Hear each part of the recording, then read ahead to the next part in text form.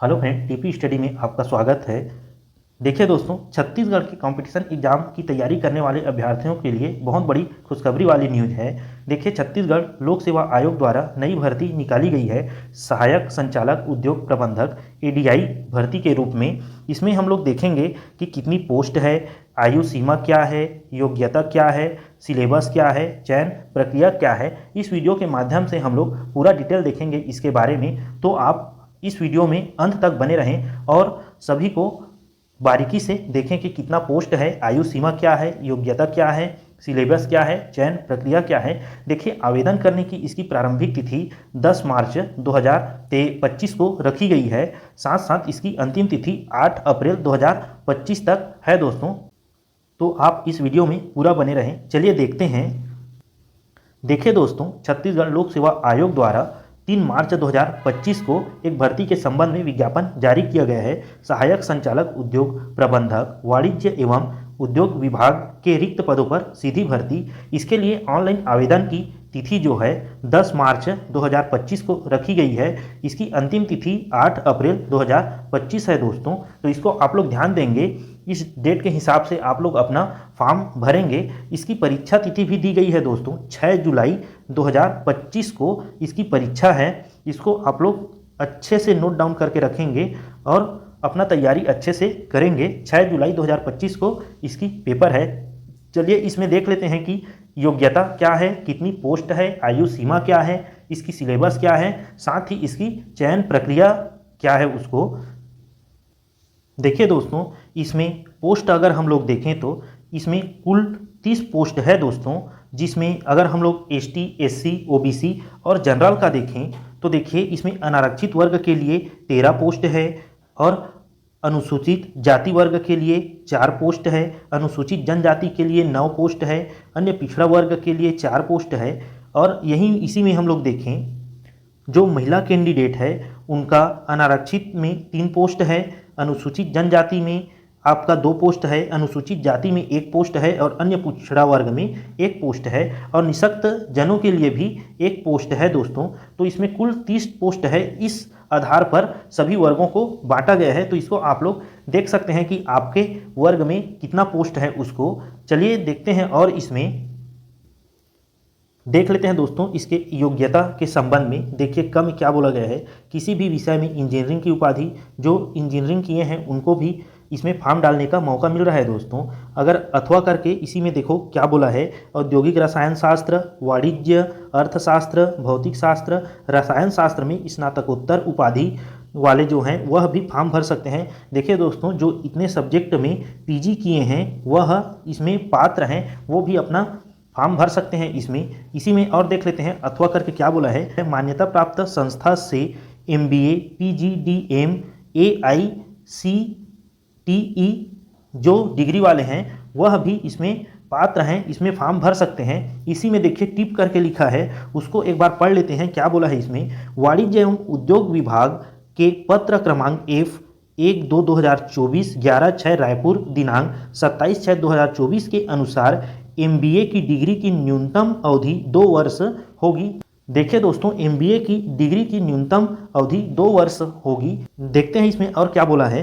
PGDM के अतिरिक्त प्रबंधन में अन्य स्नातकोत्तर पत्रोत्पादी जैसे पीजीडीबीएम, पीजीडीबीए इत्यादि को मान्यता नहीं है। देखिए दोस्तों, पीजीडीएम के अतिरिक्त जो भी डिग्री है उसको मान्यता नहीं है बोला गया है। तो इसको आप लोग देख लेंगे कि इसमें आप लोग योग्य हैं कि नहीं, उस आधार पर आप अपना फॉर्म डालेंगे। देखिए इसके आयु सीमा के बारे में क्या बोला है, देख लेते हैं इसकी आयु सीमा कितनी है उसको। अभ्यर्थी की आयु दिनांक 1/1/2025 को 21 वर्ष से कम तथा 30 वर्ष से अधिक न हो। देखिए दोस्तों, 1 जनवरी 2025 की स्थिति में यदि कोई 21 वर्ष से अधिक है तथा 30 वर्ष से कम है तो वह फॉर्म भर सकता है। इसी में परंतु करके देखिए दिया गया है, छत्तीसगढ़ के शिक्षित बेरोजगारों के हित को दृष्टिगत रखते हुए राज्य शासन द्वारा छत्तीसगढ़ राज्य के स्थानीय निवासियों को अधिकतम आयु सीमा 35 वर्ष में 5 वर्ष की छूट देय होगी, अर्थात अधिकतम आयु सीमा 40 वर्ष होगी। देखिए दोस्तों, अधिकतम आयु सीमा 40 वर्ष कर दी गई है राज्य शासन द्वारा। तो जो व्यक्ति 40 वर्ष तक हैं वह भी फॉर्म भर सकते हैं इसमें, अर्थात इसका आयु है 21 से 40 वर्ष। इसको आप लोग ध्यान देंगे, यदि आप इस आयु के अंदर में हैं तो इसमें फॉर्म भर सकते हैं। यदि आपकी जो योग्यता है इसमें दिया गया है उसके आधार पर है तो। इसमें और देख लेते हैं क्या है इसमें,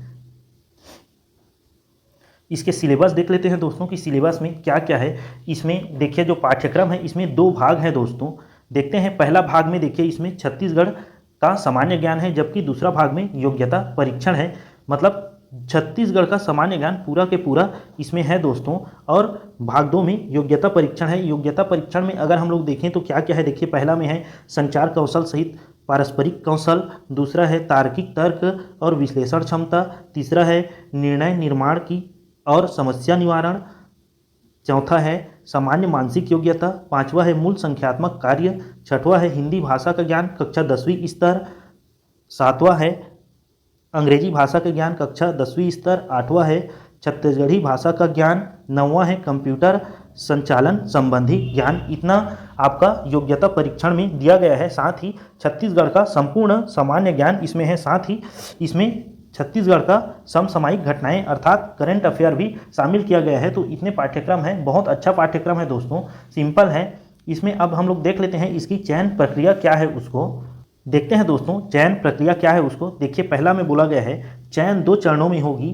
प्रथम चरण परीक्षा एवं द्वितीय चरण साक्षात्कार। देखिए दोस्तों, जो इसकी चयन प्रक्रिया है 2 चरणों में होगी, पहला परीक्षा के माध्यम से और दूसरा साक्षात्कार। इसमें देखें तो परीक्षा होगा आपका 300 अंक का और साक्षात्कार होगा 30 अंक का, कुल टोटल 330 अंक का होगा दोस्तों।